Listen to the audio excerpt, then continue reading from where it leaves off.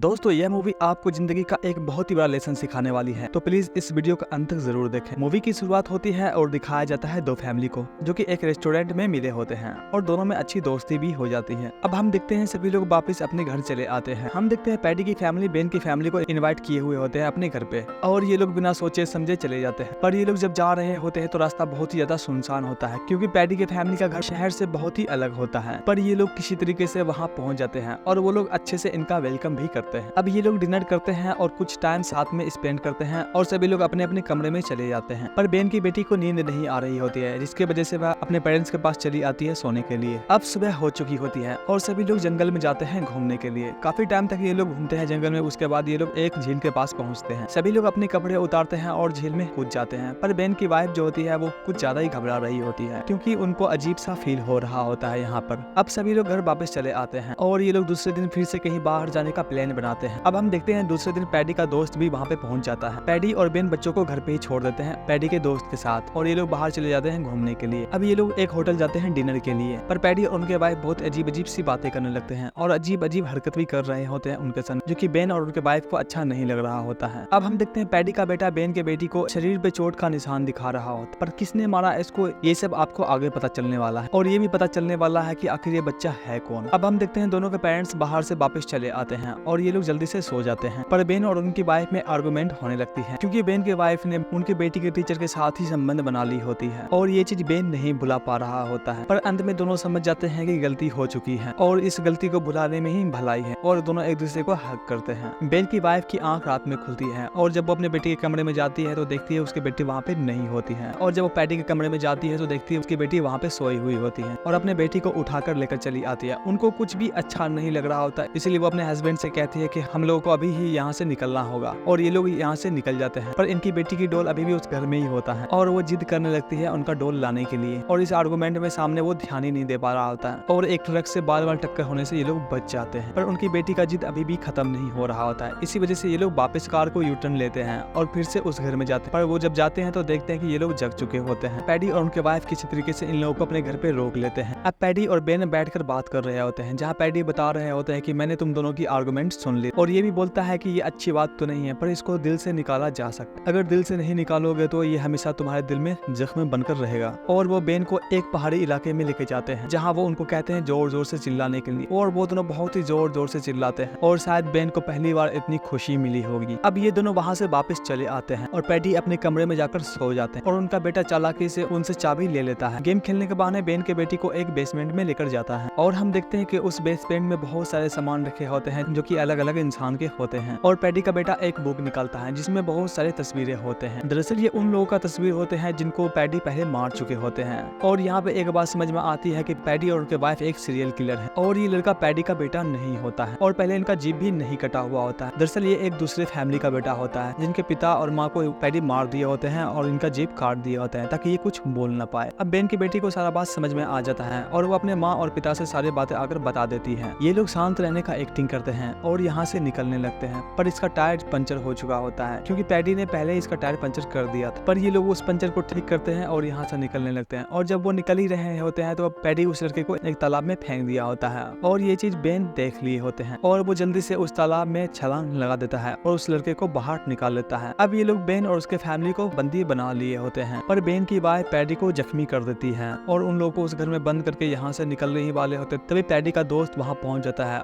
जो इन पे गन से हमला करने लगता है जिसके वजह से इन सभी को एक कमरे में जाकर बंद होना पड़ता है मजबूरी में। पैडी के दोस्त लोकर को काटता है और जल्दी से दोनों को बाहर निकालता है और ये लोग अब उस पे गन लेकर हमला करने लगते हैं और जब पैडी के दोस्त बेन को मारने ही वाला होता है तभी उसकी वाइफ वहाँ पहुंच जाती है जो कि हैमर से उसके सिर पे मारती है जिससे उनका मृत्यु हो जाता है और पैडी अपने वाइफ को भेजता है उसको मारने के लिए। पर बहुत ही चालाकी से बेन की वाइफ उसको छत से गिरा देती है जिनसे उनका मृत्यु हो जाता है। अब हम देखते हैं बेन छत से नीचे कूद जाता है, इससे उसका पैर फ्रैक्चर हो जाता है और वो सीढ़ी लगाकर सभी को नीचे उतार लिए होते हैं और जब ये लोग निकलने ही वाले होते हैं तभी पैडी वहाँ पहुंच जाता है और उसका बेटी को बंदी बना लेते हैं। पर बेन की बेटी उनको एक जहरीले इंजेक्शन लगा देते हैं जिनसे उनका बॉडी पैरालाइज होने लगता है और अंत में दिखाया जाता है वो लड़का जिसके माँ और पिता को पैडी ने मार दिया होता है वो बहुत ही बुरी तरीके से ईंटे से उसका सिर कुचल देता है और ये लोग अपनी कार लेकर यहाँ से निकल जाता है। ये मूवी एक चीज जरूर सिखाता है, किसी भी अनजान पे कभी भी जल्दी भरोसा नहीं करना चाहिए। उम्मीद है आपको वीडियो बहुत ही अच्छा लगा होगा। अगर अच्छा लगा है तो एक्सप्लेनर बाबा को सब्सक्राइब करें।